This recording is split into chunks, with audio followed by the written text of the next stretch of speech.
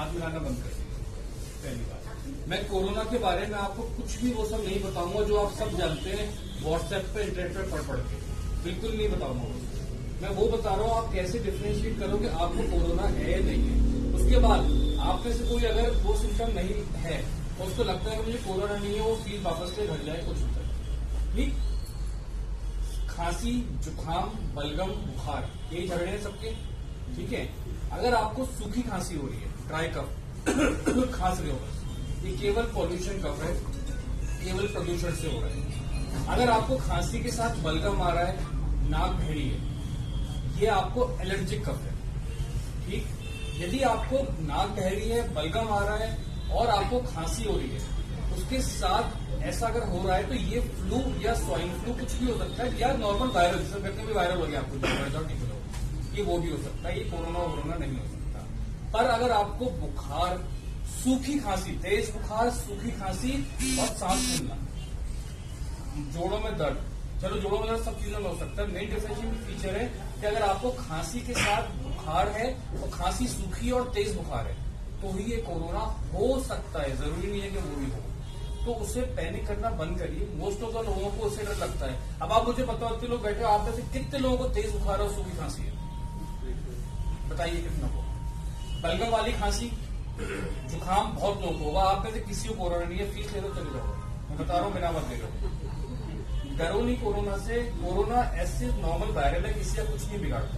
वो आपके और हमारी तरह नॉर्मल वायरल की तरह आता है, चला जाता है। बिगड़ता किसका है? जिसकी ओल्ड एज है, उसकी इम्यूनिटी पावर कम है, उसको डायबिटीज है, उसको शुगर है, वो कैंसर पेशेंट है, उसकी इम्यूनिटी कम है, छोटा सा वायरल उसके ऊपर हमला कर देता है।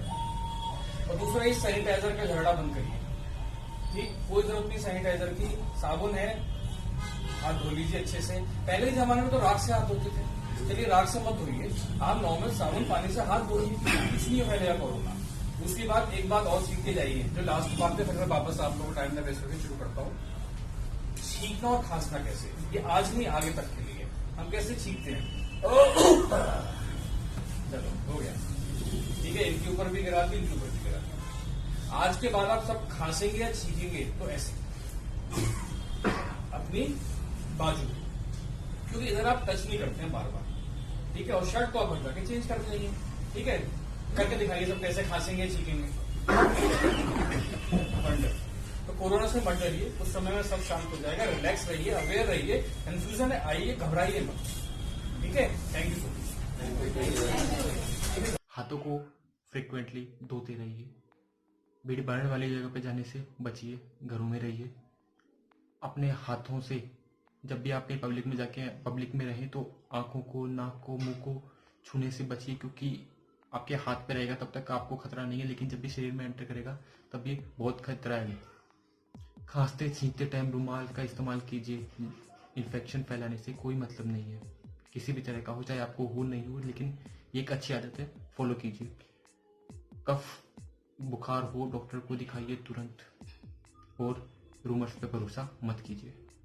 एक्चुअली ये वीडियो बनाने का ख्याल मेरे मन में परसों आया था, और 2 दिन मैंने सिर्फ ये सोचने में निकाल दिए कि मेरा चैनल सेल्फ इम्प्रूवमेंट और स्किल सीखने के लिए है, तो ये इस टाइप की वीडियो मेरे चैनल पे क्या करेगी। लेकिन देन आई रियलाइज कि इस बीमारी के वजह से इतनी सारी रूमर्स फैली हुई है, और उन रूमर्स में से आपके काम की जानकारी ढूंढ के निकालना भी एक स्किल ही है। So I made this video. Now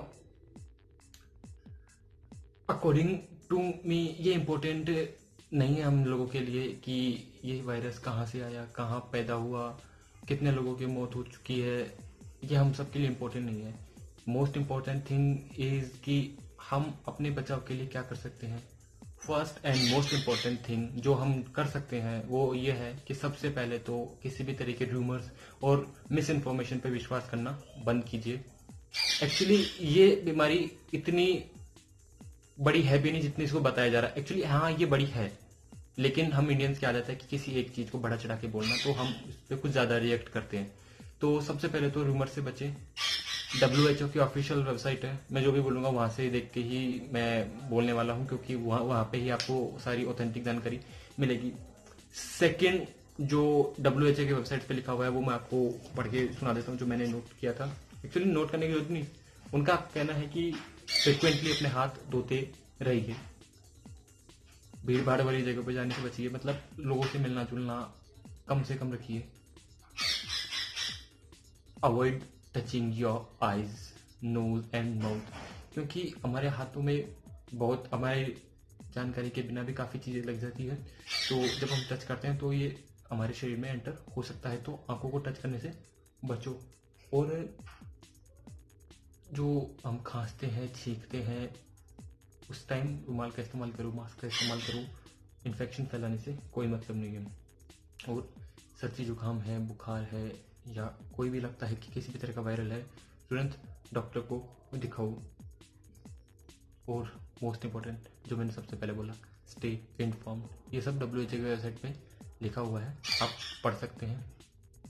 और इम्पोर्टेंट ये नहीं है कि आप मास्क पहनते हैं नहीं पहनते, क्योंकि ये एक ऐसा वायरस नहीं है जो आपको हवा से लग जाएगा, एक्सेप्ट कि आप किसी इन्फेक्टेड आदमी के बिल्कुल चिपक के खड़े हैं।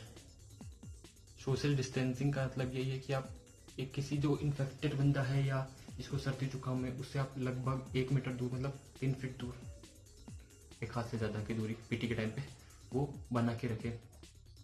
और अगर आप सोच रहे हैं कि भारत में तो अभी सिर्फ और सिर्फ 158 मामले सामने आए हैं, तो हमको डरने की जरूरत नहीं है। हमारे शहर में तो अभी तक आया नहीं, एक भी पेशेंट नहीं मिला। तो एक बात याद रखिए, हमारे भारत का चिकित्सा या फिर करूँ मेडिकल सिस्टम इतना भी अच्छा नहीं है कि हम चेक कर पाए। मुझे नहीं लगता कि अभी तक जो भी इन्फेक्टेड होंगे वो चेक भी करवाया होगा। एक्चुअली जो लोग होते हैं वो चेक तक नहीं करवाते, सर्दी जुकाम की सिर्फ मेडिकल से दवाई लाके वो ले लेते हैं, तो वो चेक तक नहीं करवाते। तो मोस्ट प्रोबेबल है कि हमारे भारत में जब चेक होंगे तो संख्या बढ़ेगी। और ये सोच के बिल्कुल भी लापरवाही मत कीजिए कि हमारे शहर में नहीं आया तो हमको प्रिकॉशंस फॉलो करने की जरूरत नहीं है। इवन आज सुबह भी अभी मेरी मम्मी ने मेरे को बताया कि आंगनवाड़ी वाले जो होते हैं वो आए थे अभी, तो वो मोहल्ले मोहल्ले में जाके औरतों को इकट्ठा करके ये सलाह दे रहे थे कि गर्म पानी पियो।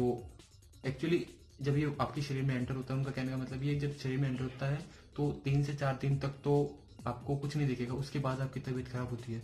और अगर आप रेगुलरली गर्म पानी पीते रहते हैं, नमक वाले पानी के गरारे करते रहते हैं, तो ये वायरस शरीर को जैसे वो फ्रेश होते टाइम हमारे शरीर से निकल जाएगा। तो उनका कहना भी सही है। और हेल्दी खाएं, अपने इम्यून सिस्टम को स्ट्रांग रखें, क्योंकि ये वायरस सबसे पहले उनको अटैक करता है जिनकी इम्यूनाइजेशन कैपेसिटी ही कम है, लाइक डायबिटीज वाले, बुजुर्ग, जो कोई फिजिकल एक्टिविटी नहीं करते, उनको सबसे पहले अटैक करता है। तो स्टे फिट, हेल्दी खाइए और प्रिकॉशंस सारे फॉलो कीजिए। That's all in this video. See you in next video.